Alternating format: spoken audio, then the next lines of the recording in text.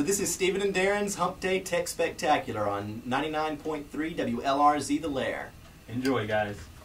The next thing we're going to talk about is Watson. Hey. Watson, the incredible supercomputer, which you have already heard about via the great Darren Filyaw. Hey, yeah, that's me, and now we're going to talk about it some more. It was on Jeopardy! It still is on Jeopardy! Right. Tonight is the final night of the 3-day challenge. Incredible, and you should definitely watch it. It's basically one big advertisement for the Watson supercomputer, yeah. And IBM. And IBM. But IBM is incredible and Watson is incredible, so I'm okay with that. They are both incredible. If you didn't see it, we'll go ahead and tell you a little bit. They're going to take their scores and add them up at the end and see who wins. And the first night, if you don't know, Watson actually ended up tied with one of the contestants, not Ken, the other one, whose name I can't remember. Right, so Watson is going up on Jeopardy against two of its best players ever. Ever. In the history of Jeopardy. Right, so two of the smartest people in the world when it comes to trivia. Yes, let's make that clear. When it comes to Jeopardy, like trivia. Which means that they have an encyclopedic knowledge of history and art.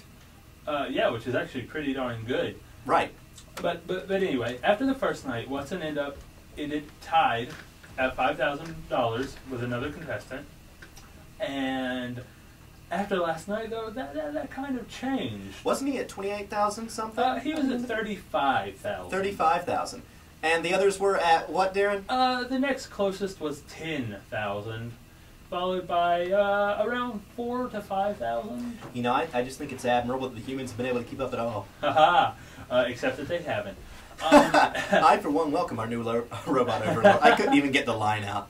I think it's so impressive to see this thing at work, to see it able to decipher this. And one thing that's important to note is that Watson was not programmed to play Jeopardy. No. Watson was programmed to understand human speech. Yes. So it was not designed specifically for Jeopardy. No, not at all.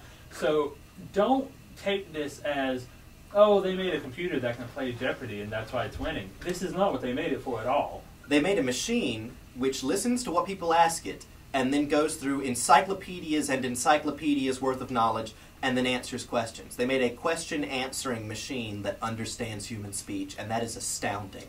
Astonishing, really. I can't even begin to get into the technology behind Watson. I would love to, because I think that would make the show much more interesting right now. But, I mean, just to be honest, I can't. And really, I just want to tell you guys that depending on what time it is now, it's after 7. It's actually on right now, close to ending.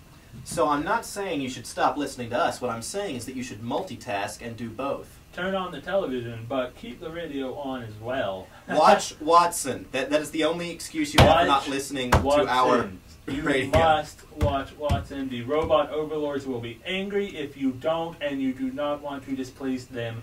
They are robots. And Darren, since we're filming this, please look at the camera and say "Watch Watson" on YouTube with me. Watch Watson on YouTube. There we go.